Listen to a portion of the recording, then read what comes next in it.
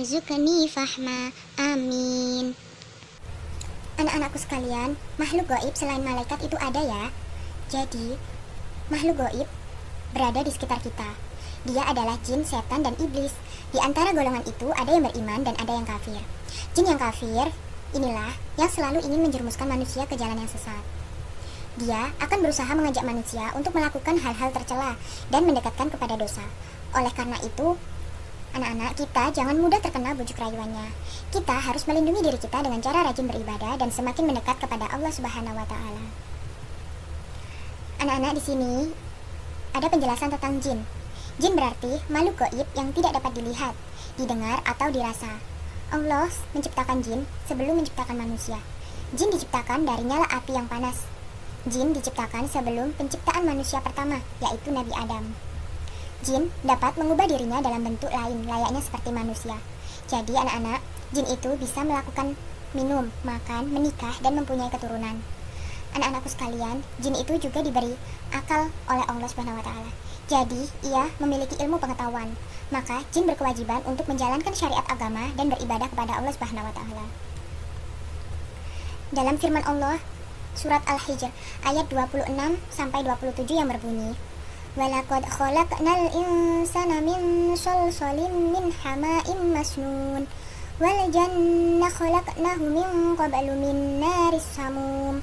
Yang artinya, dan sesungguhnya kami telah menciptakan manusia Adam dari tanah liat kering yang berasal dari lumpur hitam yang diberi bentuk. Dan kami menciptakan jin sebelum Adam dari api yang sangat panas. Jadi anak-anak, manusia itu diciptakan dari tanah liat kering yang berasal dari lumpur hitam yang diberi bentuk. Sedangkan jin itu diciptakan Allah Subhanahu wa Ta'ala dari api yang sangat panas.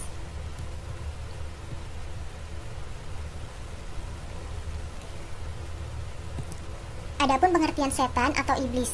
Dalam bahasa Arab, setan berarti jauh, maksudnya makhluk gaib yang jauh dari kebenaran atau petunjuk Allah atau sesat. Setan menggoda manusia sejak ia diusir dari surga.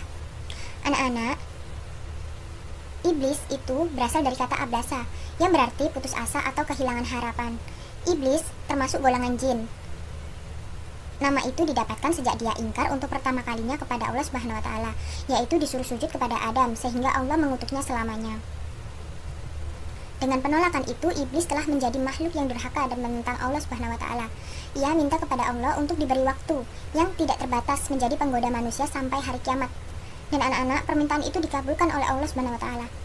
Jadilah iblis sebagai penggoda manusia. Nah, karena pekerjaannya yang menyesatkan, jadi iblis itu disebut setan atau syaiton. Nah, syaiton itu suatu sifat, gelar atau sebutan untuk setiap makhluk yang durhaka kepada Allah.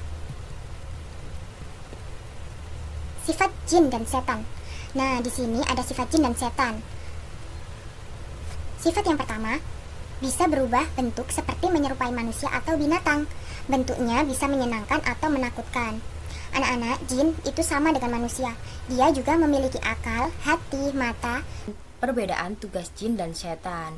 Persamaan tugas jin dan setan, dia sama-sama makhluk Allah, makhluk gaib yang tidak terlihat, dan ada yang dimurkai Allah Subhanahu wa Ta'ala.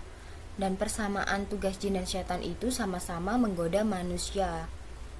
Perbedaan tugas jin dan setan yaitu sedangkan jin ada yang beriman dan ada yang kafir. Sedangkan setan semuanya kafir, sesat, dan jahat. Adapun hikmah percaya akan makhluk gaib selain malaikat. Manfaat terpenting dari percaya kepada adanya makhluk gaib selain malaikat adalah manusia akan selalu waspada dan mawas diri dalam menjalani kehidupan. Tujuan utamanya agar manusia tetap berada di jalan yang lurus, yang dapat mengantarkannya ke gerbang keselamatan dan kebahagiaan dengan cara bertuhan hanya kepada Allah Subhanahu wa Ta'ala. Nah, anak-anakku sekalian, materi sudah Ibu sampaikan. Jadi